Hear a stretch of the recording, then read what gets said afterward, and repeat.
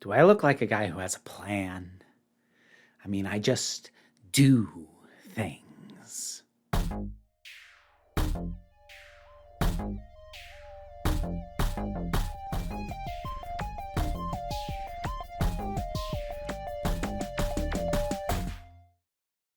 Hey, folks. Let's talk about villains. Or more specifically, let's talk about villains' plans.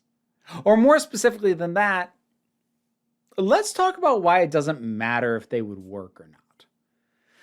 I'll get more specific as we go, but I suppose I'll start with what am I even talking about? Well, I have my general issues with the sort of plot hole, this isn't real, that wouldn't go that way style of criticism.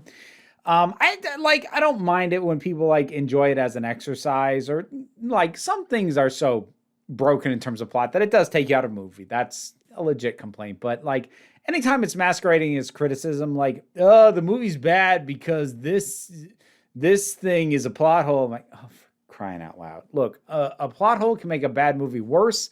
A plot hole does not suddenly make a good movie bad. It already needed a bunch of other stuff going on with it. But sort of in the realm of that same spirit of criticism, you will find people sometimes complaining that villains' plans won't work. So, this is just foolish. Why are we even bothering stopping this person? Their plan's not going to work anyway. Why are they doing that? Have they not thought it through? And I'd say about 95% of the time, I find this perspective invalid. And I don't like to say that about, you can have an opinion that you don't like a villain's plan or you don't think it's a good plot point, but to say that it matters that a villain's plan ultimately in terms of achieving their final goal wouldn't work doesn't matter. I'll explain why not. And I'll even use some specific examples in order to do so. Here's the short version, though. It doesn't matter if a villain's plan isn't going to work. All that matters is that they think it will work, and they will cause massive damage in trying to achieve it. Whether or not they could actually achieve what they're trying to achieve, whether or not is logistically possible, whether or not it will actually play out the way they want, whether they have miscalculated, none of that matters. All that really matters for a villain to function for the purposes of a story, do they think that what they're going to do is going to work? And is it harmful for them to try? Forget succeed. Is it harmful for them to even try? And if both of those are true, then whether or not the final plan works or could work or has a million holes in it, doesn't matter. I'll give you a couple of examples. Partly because the fact that these villains' plans wouldn't work doesn't even need to be a bug. It can be a feature of the characters. It tells you something about these people that they think these plans will work. So this is where I'm going to cite some specific examples, because otherwise I could probably end the video there. Let's start with the one I remember seeing it most about, a few years ago, and he still comes up. Thanos. The idea that Thanos' plan to wipe out half of life in the universe as a way to curb the growth of life and keep resources managed and whatnot, more than a few people have pointed out that wouldn't work. I mean, aside from the fact that it is, so far as we can tell, completely random who dies. You could have accidentally, just by sheer numbers, killed the people who were cultivating the food, and the people who are left don't know how to do that. And so the whole place is going to get wiped out. But even if everything balances perfectly, and also it's of all life, not just sentient life. So you're also in theory wiping out the animals used in agriculture and for meat and for feeding. If you're cutting those in half too, then didn't you just have the exact same ratio problem? You just have a smaller raw number. But even if we set all of that aside, at best, this is rolling the clock back. People are going to breed. We're really good at it. So aren't we just going to run into the same problem in however long?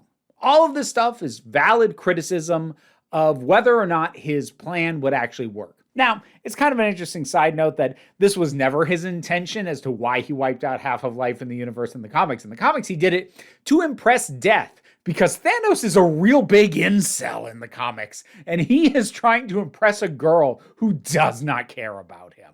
But the movies didn't go with that.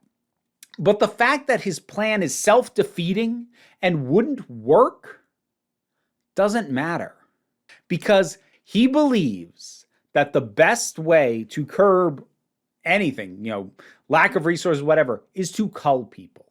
He's the kind of person who believes death is a solution to things.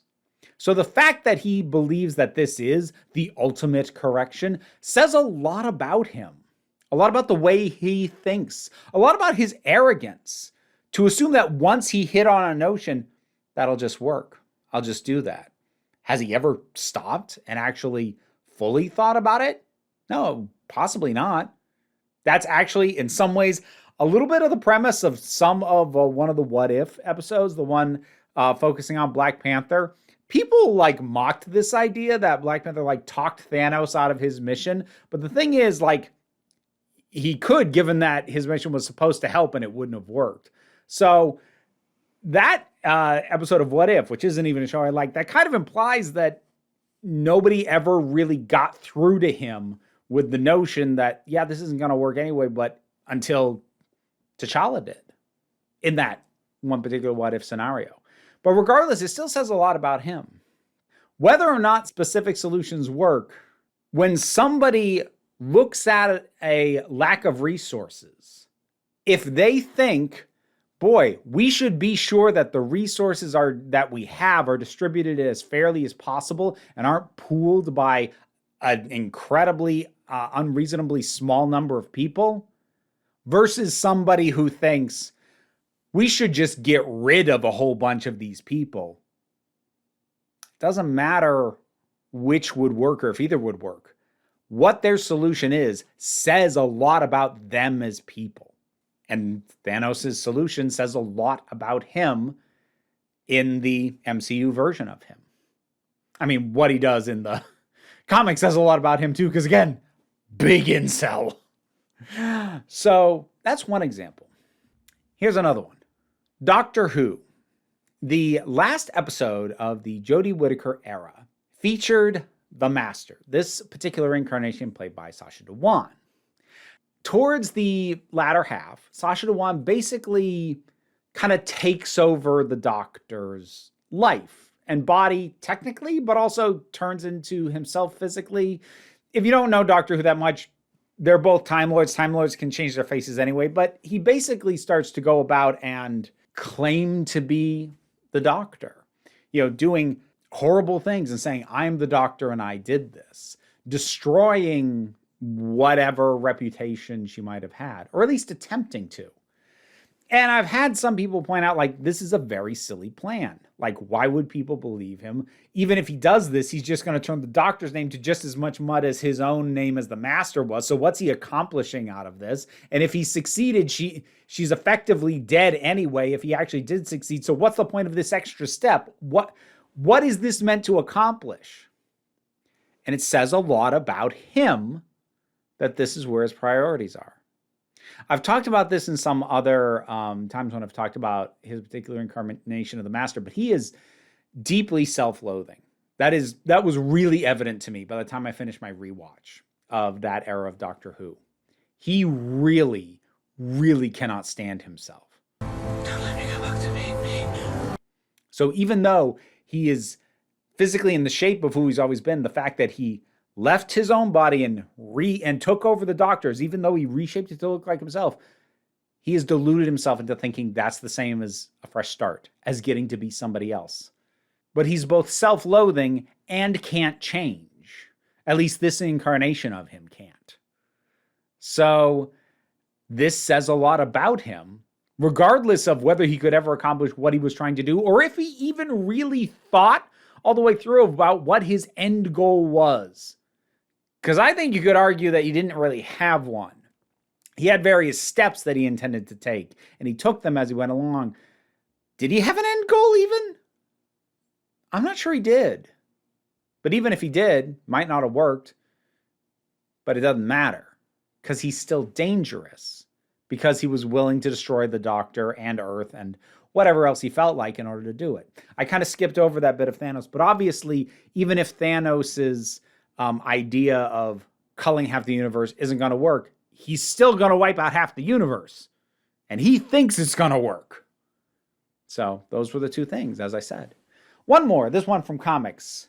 Superboy Prime, specifically as shown in the crossover event Infinite Crisis.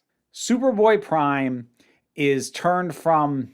Boy, Superboy Prime's a weird character to try to explain. So originally he was like from our world, like the multiverse version of real, actual place where we all live.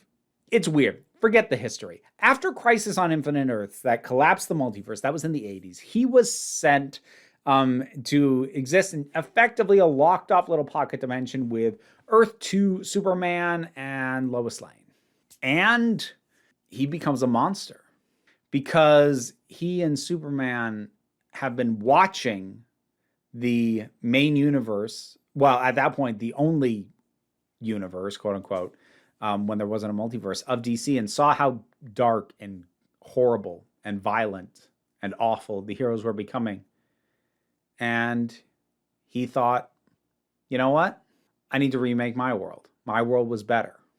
Now he's wrong. He's feeling both loss of what he doesn't have, and also the sense that the people who do still have a universe, do still have their friends, do still have their world, they've squandered it. They don't appreciate it. So he's bitter and he's grieving. But he's also wrong. He's looking through rose-tinted glasses at something that he doesn't have anymore, that he's allowed to think of as being perfect. But it's not. Superman from Earth 2 has a similar issue, but because he's Superman, he gets talked down. He gets talked down because, as gets pointed out, a truly perfect world wouldn't even need a Superman. Superboy Prime, on the other hand, he goes all out. He goes vicious. He tries to destroy the universe into peace. Obviously, it's not going to work. But it doesn't matter that it's not going to work, because he is prepared to tear the universe apart in his anger and his rage to try and do it. Similarly, before the retcon for Hal Jordan in the comics, his initial turn to evil was spurred by loss and grief and an inability to cope. And he tried to bring his loved ones back, and he couldn't. But he did a hell of a lot of damage trying. I mean, heck, very famous movie. I can step out of comics back into a movie that most people would know. We have an example of why this doesn't matter. The Joker from The Dark Knight. His ultimate plan, I mean, whether it was his ultimate plan or his only plan or how many of these are overlapping plans, it's hard to tell with this guy. As much as he claims that he doesn't have a plan. Do I really look like a guy with a plan? As much as he might claim that, he was ultimately building towards the two ships scenario, expecting one ship to blow up the other. And they don't. He failed. He was wrong. He thought that when the chips are down, these civilized people, they'll eat each other. But they didn't, because he was wrong. But wow, did he kill a lot of people and do a lot of damage getting there, to the point where it turned out he was just wrong. Still needed to be stopped. Still a very, very dangerous villain. The fact that his plan ultimately didn't work doesn't matter. That's not to say that a villain's plan not working doesn't matter across the board. In my mind, a villain's end goal being something that wouldn't work, that doesn't matter. However, if the various component parts of their plan don't make sense or wouldn't work or shouldn't work or should fall apart for so many reasons, but by some diabolus ex machina, they just don't, that is a problem. And you can look to Batman v Superman for that. I'm sorry. I'm not trying to summon the Snyder Bros into my comments, but Lex Luthor's plan is absurd. It has so many layers of complexity, so many layers of needless complication. I'm not sure I could even fully recount the whole thing, but let me see what I can come up with.